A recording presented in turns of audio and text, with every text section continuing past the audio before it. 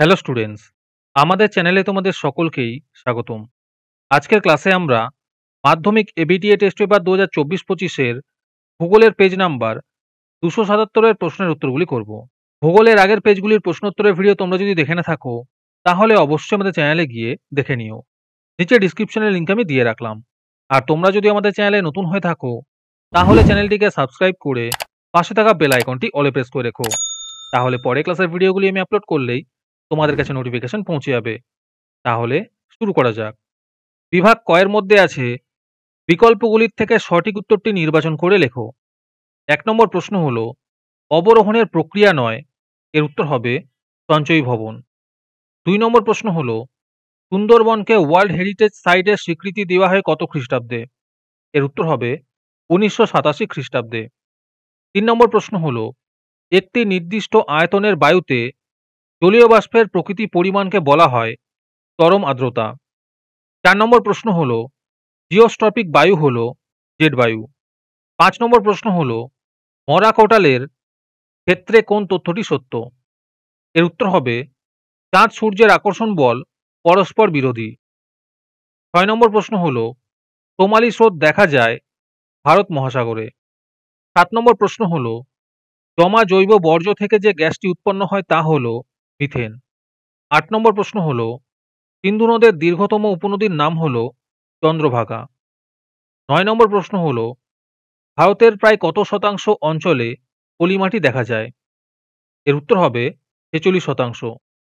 ১০ নম্বর প্রশ্ন হলো hard pan গড়ে ওঠে নিচের কোন অঞ্চলের মৃত্তিকাতে?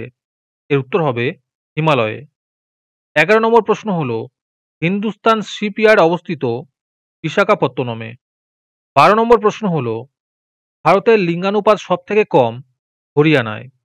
১৩ নম্বর প্রশ্ন হলো ব্যাকওয়াটার্সের একটি উদাহরণ। এর উত্তর হবে অষ্টমদী।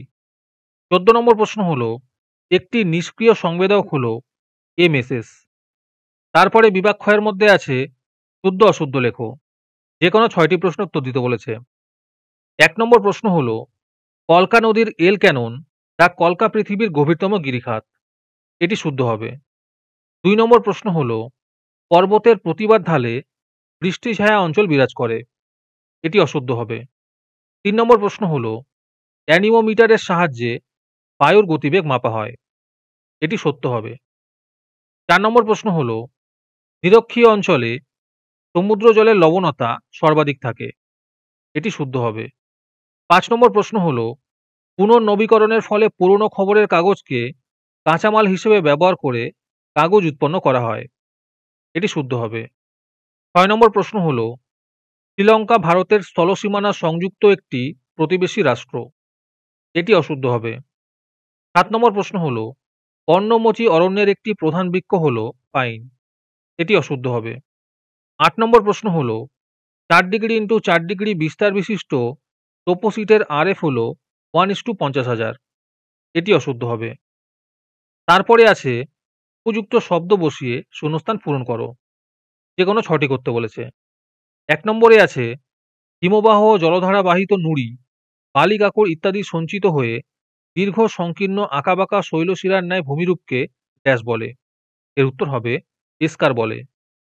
২ নম্বর প্রশ্ন হলো ওজোন গ্যাসের ঘনত্ব পরিমাপের একক হলো ড্যাশ। এর উত্তর হবে ডবসন। ৩ নম্বর প্রশ্ন হলো সেলুলোজ বর্জ্য ড্যাশ শিল্প থেকে নির্গত হয়। এর উত্তর হবে কাগজ শিল্প থেকে। ৪ নম্বর প্রশ্ন হলো পৃথিবীর ওপর চাঁদের আকর্ষণের মান সূর্যের তুলনায় প্রায় ড্যাশ গুণ বেশি। এর উত্তর হবে 2.5 গুণ বেশি। ৫ নম্বর প্রশ্ন হলো হিমালয়ের ৪,০০০ মিটারের উপরে ড্যাশ উদ্ভিদ দেখা যায়। এর উত্তর হবে আলপীয় উদ্ভিদ দেখা যায়।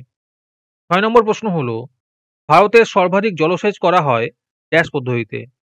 এর উত্তর হবে কূপ ও নলকূপ পদ্ধতিতে। ৭ নম্বর প্রশ্ন হলো ভারতের দীর্ঘতম জাতীয় সড়কপথ হলো ড্যাশ। এর উত্তর হবে NH44। ৮ নম্বর প্রশ্ন হলো উপগ্রহ চিত্রের ক্ষুদ্রতম একক হলো ড্যাশ। এর উত্তর হবে পিক্সেল। তারপরে আছে একটি বা দুটি শব্দে উত্তর দাও। যে কোনো ৬টি করতে বলেছে। ১ নম্বর প্রশ্ন হলো নদী বাঁকের কোন দিকে ক্ষয় বেশি ঘটে? এর উত্তর হবে অবতল দিকে। ২ নম্বর প্রশ্ন হলো তুষারভক্ষক বায়ু কোন বায়ুকে বলা হয়? এর উত্তর হবে চিনুক বায়ুকে। ৩ নম্বর প্রশ্ন হলো কোন মহাসাগরে ঋতু পরিবর্তনের সঙ্গে সমুদ্র স্রোতের ১৮০ ডিগ্রি দিক পরিবর্তন ঘটে? এর উত্তর হবে ভারত মহাসাগরে। ৪ নম্বর প্রশ্ন হলো ডিডিটি এর সম্পূর্ণ নাম লেখো। এর উত্তর হবে ডাইক্লোরো ডাইফিনাইল ট্রাইক্লোরোইথেন। ৫ নম্বর প্রশ্ন হলো ভারতের ডেট্রয়েট কাকে বলে? এর উত্তর হবে চেন্নাইকে। ৬ নম্বর প্রশ্ন হলো পশ্চিমঘাট পর্বতমালার দক্ষিণতম গিরিপথটির নাম কি? এর উত্তর হবে কলঘাট। ৭ নম্বর প্রশ্ন হলো পার্বত্য ঢালে ভূমিক্ষয় রোধের একটি কৃষি পদ্ধতির নাম লেখো। এর উত্তর হবে ধাপ চাষ।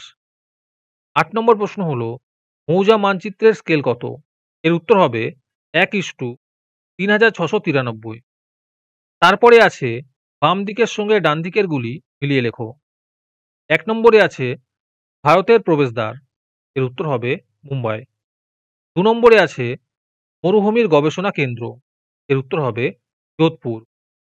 ৩ নম্বরে আছে বৃষ্টির ছায়া অঞ্চল। এর উত্তর হবে শিলং। ৪ নম্বরে আছে কয়াল। এর উত্তর হবে কেরল উপকূল। আজকের ক্লাসের পিডিএফটি তোমরা ৳২ দিয়ে আমাদের হোয়াটসঅ্যাপ নাম্বার 7501121499 এ যোগাযোগ করে নিতে পারো। তারপরে বিভাগ গ এর মধ্যে আছে নিচের প্রশ্নগুলির সংক্ষিপ্ত উত্তর দাও।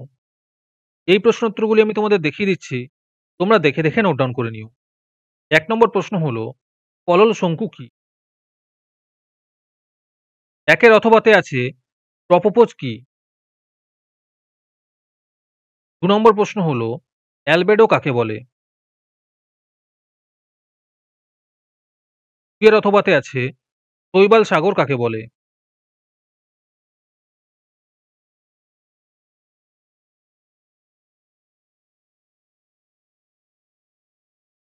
৩ নম্বর প্রশ্ন হলো কি বর্জ্য কাকে বলে? ৩ এর অথবাতে আছে কম্পোস্টিং কাকে বলে? ৪ নম্বর প্রশ্ন হলো অনুসারী শিল্প বলতে কি বোঝো? ৪ এর অথবাতে আছে ভারতের সোনালী চতুর্ভুজ কি?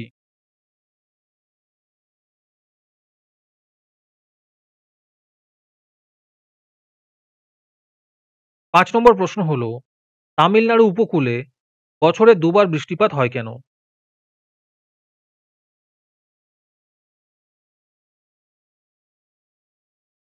৫ এর অথবাতে আছে সামাজিক বনসৃজন কাকে বলে?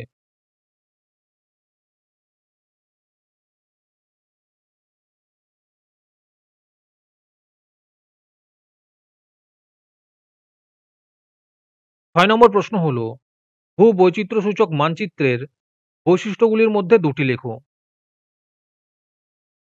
৬ এর অথবাতে আছে উপগ্রহ চিত্রের সংজ্ঞা দাও। আজকের ক্লাসটি তোমাদের ভালো লেগে থাকলে অবশ্যই একটি লাইক এবং বন্ধুদের কাছে শেয়ার করে দিও। পরের পেজগুলির প্রশ্নোত্তরের ভিডিও তাড়াতাড়ি পেতে চ্যানেলটিকে অবশ্যই সাবস্ক্রাইব করে রেখো। তাহলে দেখা হচ্ছে পরের ক্লাসে।